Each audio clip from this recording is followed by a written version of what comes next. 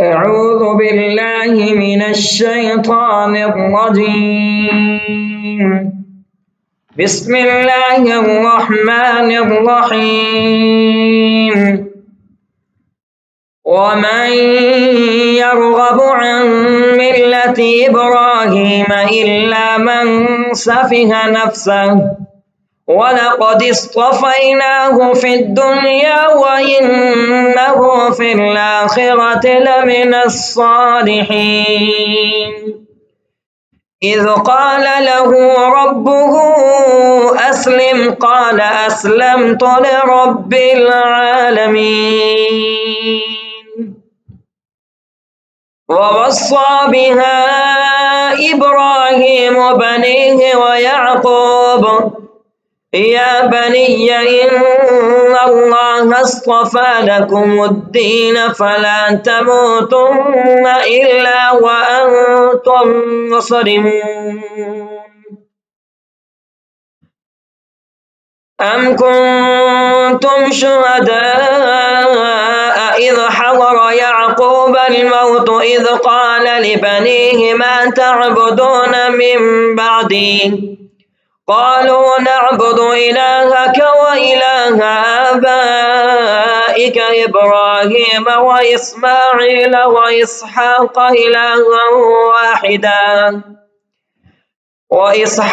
إلها واحدا ونحن له مسلمون.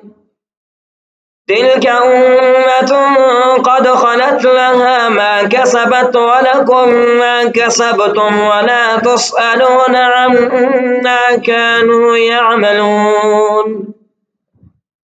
وقالوا كونوا هودا أو نصارى تهتدوا قل بل ملة إبراهيم حنيفا وما كان من المشركين.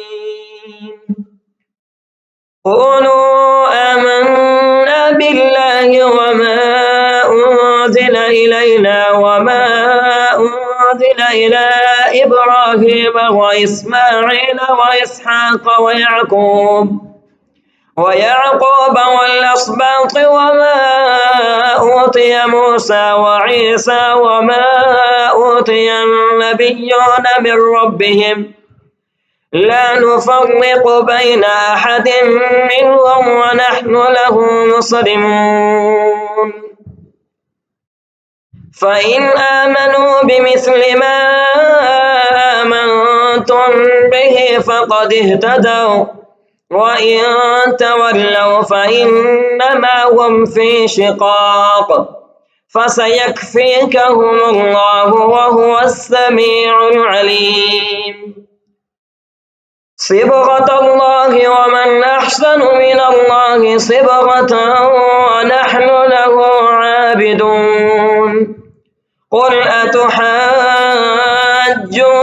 في الله وهو ربنا وربكم ولنا أعمالنا ولكم أعمالكم ونحن له مخلصون. أم تقولون إن إبراهيم وإسماعيل وإسحاق ويعقوب والأسباط كانوا هودا أو نصارى قل أأنتم أعلم أم الله ومن أظلم ممن كتم شهادة عنده من الله وما الله بغافل عما تعملون. تلك أمة قد خلت لها ما كسبت ولكم ما كسبتم ولا تسألون عما كانوا يعملون. سيقول السفهاء من الناس ما ولاهم عن قبلتهم التي كانوا عليها قل لله المشرق والمغرب يهدي من يشاء إلى صراط مستقيم.